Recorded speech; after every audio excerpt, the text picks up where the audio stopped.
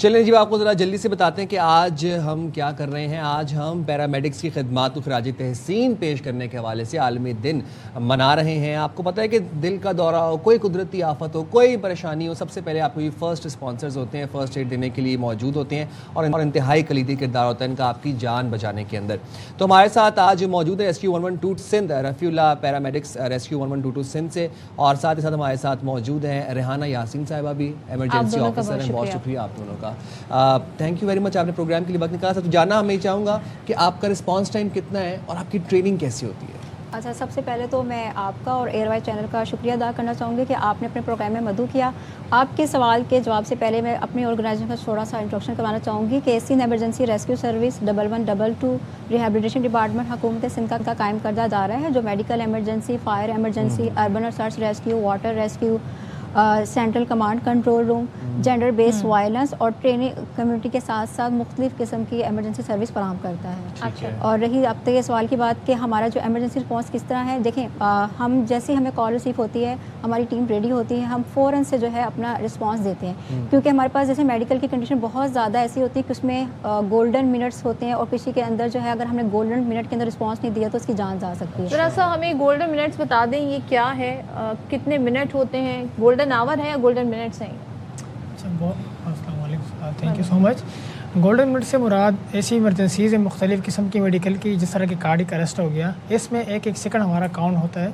और golden minutes के मिसाल के तौर पर उसमें हम 6 मिनट गोल्डन मिनट्स में काउंट कर रहे होते हैं, क्योंकि 6 मिनट के बाद ब्रेन सेल्स की डेथ स्टार्ट होना शुरू हो जाती है।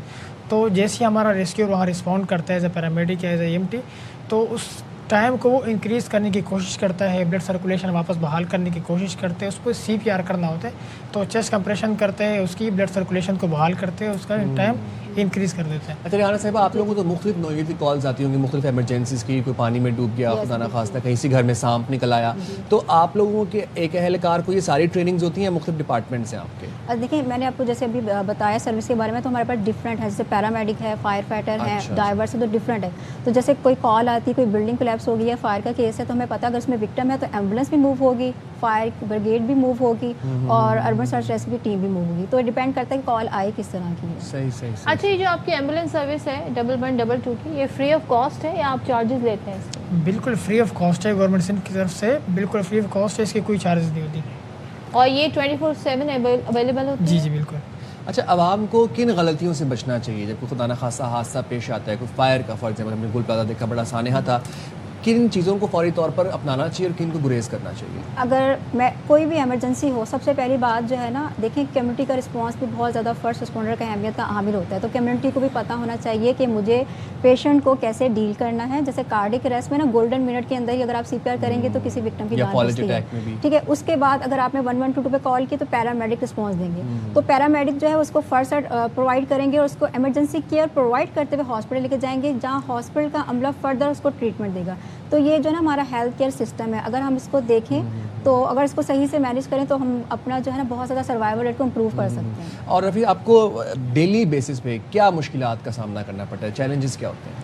हमारे पेशे के अंदर बहुत सारे चैलेंजेस हैं, बिलखुसूस ऐसे पेशेंट जो होते हैं जिस तरह उनकी बहुत ज़्यादा कोई हैवी ब्लीडिंग हो रही है या कोई इस तरह है, कोई रोड ट्रैफिक एक्सीडेंट के अंदर बिल्कुल उनकी बॉडी 2 पार्ट्स हो गई है, तो थोड़ा सा स्ट्रेस होता है, लेकिन फिर भी हम कोशिश करते हैं उन चैलेंजेस के ऊपर काबू पाने की। या कभी कभार ऐसा हो सकता है कि मतलब किसी विक्टिम के पास बहुत सारा क्राउड है या पेशेंट बहुत इरिटेट है, फर्स्ट एड लेने की हम कोशिश करें देने की, बट वो ले नहीं रहा और क्रिएट कर रहे कोई। इसी में ऐड कर देती हूँ कि जैसे कि देखें एमरजेंसी तो डील कर ही रहे हैं, आपको पता है तंग रास्ते हैं, रश है, ट्रैफिक है, तो एम्बुलेंस को पहुँचने में भी दुश्वारी पेश आ रही है और ये मरीज़ तक पहुँच नहीं पा रहे। एक तो ये चीज़ है, फिर उसके बाद जो अहले खाना होते हैं ना वो भी परेशान और जज्बाती होते हैं, तो ये दोनों चीज़ों को टैकल कर रहे हैं। तो उन्होंने एमरजेंसी केयर भी प्रोवाइड करनी है, उनके पेशेंट को, इनके जो अहले खाना को भी काउंसलिंग करनी है। हॉस्पिटल के अंदर तो टीम अप्रोच होती है। मैसेज मैं यही देना चाहूँगी कि जो है ना कोई भी इमरजेंसी हो, आपने 1122 का नंबर डायल करना है और इमरजेंसी व्हीकल को रास्ता देना है।